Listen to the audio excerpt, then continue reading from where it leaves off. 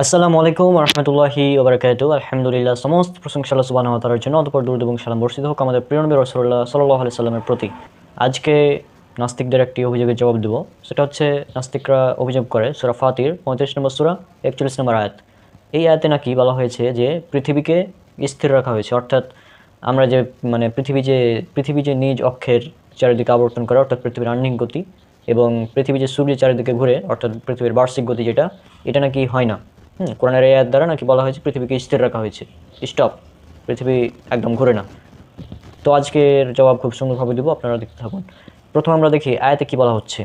সূরা ফাতির 35 নম্বর সূরা 41 নম্বর আয়াত। এই আয়াতে বলা হচ্ছে, নিশ্চয় আল্লাহ আসমানসমূহ ও জমিনকে ধরে রাখেন যাতে এগুলো স্থানচ্যুত না হয়, আর যদি এগুলো স্থানচ্যুত হয় তাহলে তিনি ছাড়া আর কে আছে যে এগুলোকে ধরে রাখবে। নিশ্চয় তিনি পরম সহনশীল, অতিশয় ক্ষমাপরায়ণ। এখন পবিত্র কোরআনের এই আয়াত স্পষ্ট। এখানে বলা হচ্ছে আল্লাহ সুবহানাহু ওয়া তাআলা আসমানসমূহ জমিনকে ধরে রাখেন যাতে সেটা স্থানচ্যুত না হয়। অর্থাৎ পৃথিবীর আমরা জানি একটা নির্দিষ্ট কক্ষপথ রয়েছে। আল্লাহ সুবহানাহু ওয়া তাআলা তার ক্ষমতাতে এগুলো কেমনভাবে নিয়ন্ত্রণ করেন যাতে এগুলো তার কক্ষপথ থেকে বিচ্যুত না হয়। স্থানচ্যুত না হওয়া মানে কি? মানে একটা জিনিস চলতে চলতে সেটা যেন স্থানচ্যুত না হয়। এখন আমি যদি এই যে আমার হাতে, এই যে আপনারা দেখতে পাচ্ছেন গ্লোব, হ্যাঁ, এই গ্লোব, এখন আমি এই গ্লোবটা এভাবে ঘোরালাম, দেখুন। আমি যদি বলি এই গ্লোবটিকে এই যে স্ট্যান্ডের সাথে আমি এভাবে ধরে রেখেছি, এই গ্লোবটিকে স্ট্যান্ডের সাথে এবার ধরে রেখেছি যাতে গ্লোবটি স্থানচ্যুত না হয়ে পড়ে না যায়। হ্যাঁ, তার মানে কি এই গ্লোব ঘুরবে না? তার মানে কি এই গ্লোব স্থির বলা যাবে? এভাবে ঘুরছে কিন্তু আমি এটাকে ধরে রেখেছি যাতে এটা স্থানচ্যুত না হয়। হ্যাঁ, তার মানে কি আপনি বলবেন যে এই গ্লোব এটা ঘুরে না, এটা স্টপ, এটা মানে একদম স্টপ থাকে। তারপর আরও একটি উদাহরণ আপনারা দেখুন, সেটা হচ্ছে আমার উপরে যে ফ্যান আছে, হ্যাঁ, এই ফ্যানটা ঘুরছে। এখন আমি যদি বলি যে আমি এই ফ্যানটিকে আমার মানে ছাদের যে সিলিং রয়েছে একটি রডের সাথে তাকে ধরে রেখেছি যাতে সেটা মানে পড়ে না যায় বিছানার উপর। হ্যাঁ, এভাবে যদি আমি বলি তাহলে কি এটা ভুল হবে? তারপর এখানে টেবিল ফ্যান আছে, আমি যদি বলি এই টেবিল ফ্যানটিকে একটি স্ট্যান্ডের সাথে রাখা হয়েছে যাতে এটা চলতে চলতে পড়ে না যায়, স্থানচ্যুত না হয়। এখানে নাস্তিকরা আসলে ব্রেনলেস। কেন জানেন? এখানে পবিত্র কোরআনে স্থানচ্যুত যেন না হয় কেন বলা হয়েছে? কারণ হচ্ছে যে এই পৃথিবী এটা তার নিজস্ব কক্ষপথে ঘুরে। এখন নিজস্ব কক্ষপথে ঘুরতে ঘুরতে যেন কক্ষপথ থেকে বিচ্যুত না হয়, অন্যদিকে চলে না যায়। এই জন্য আল্লাহ সুবহানাহু ওয়া তাআলা বলছেন এটা যেন স্থানচ্যুত না হয়। খুবই সামান্য সিম্পল একটা বিষয়। আরে ধরে রাখার বিষয় তো তখন আসবে যখন সেটা গতিশীল হবে। একটা জিনিস স্থির, এই জিনিসটা স্থির, স্টপ। হ্যাঁ, এখন এটা স্টপ, এখানে এটাকে মানে এটা তো ঘুরছে না, তাই না? যেহেতু যে জিনিসটা স্থির সেখানে ধরে রাখার কোনো প্রশ্ন ওঠে না।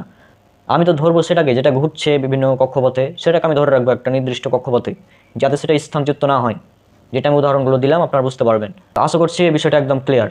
মানে যেগুলো রয়েছে, যে বিষয়গুলো একদম স্পষ্ট, সেই বিষয়গুলোকে নিয়ে নাস্তিকরা মানে একদম প্যাঁচ লাগাই দিয়ে তখন মানে সাধারণ যারা আম জনতা আছে তারা মনে করে আসলে তো এখানে তাহলে বৈজ্ঞানিক ভুল আছে, নাউজুবিল্লাহ, এরকম মনে করে। মানে আজীব ব্যাপার, আজীব অবস্থা। মানে কি একটা অবস্থা! আমি বললাম যে ফ্যানটা ঘুরছে, ফ্যানটাকে আমি রডের সাথে ভালোভাবে শক্ত করে বেঁধে রেখেছি যাতে সে মানে চলতে চলতে পড়ে না যায়। হ্যাঁ, ধরে রাখার বিষয় কখন আসবে? যখন সেটা চলবে।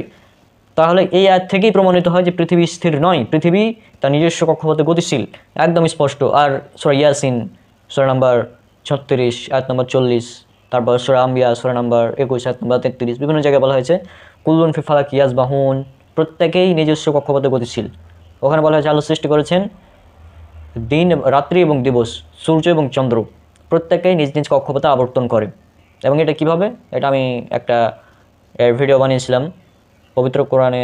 মানে এই ভিডিওটা আপনারা দেখতে পাবেন, সূর্য যে তার নিজস্ব কক্ষপথে গতিশীল, এটা কোরআনের মডার্ন সায়েন্স এপিসোড 20, সেখানে এটা দেখতে পাবেন আপনারা।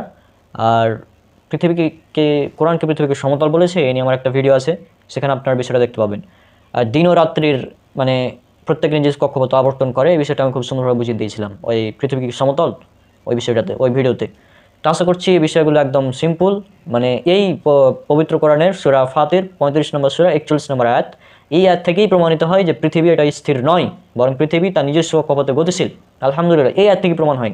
অথচ নাস্তিকরা এই আয়াতকে বলে যে এখানে পৃথিবীকে স্থির বলা হয়েছে। আজীব ব্যাপার। নাস্তিকরা যে ব্রেনলেস, এটা একদম স্পষ্ট। তো আজকে বিদায় নিচ্ছি, ইনশাআল্লাহ দেখা হবে পরবর্তীতে। সব আমার জন্য অনেক অনেক দোয়া করবেন। আসসালামু আলাইকুম রহমতুল্লাহি ওয়া বারাকাতুহু।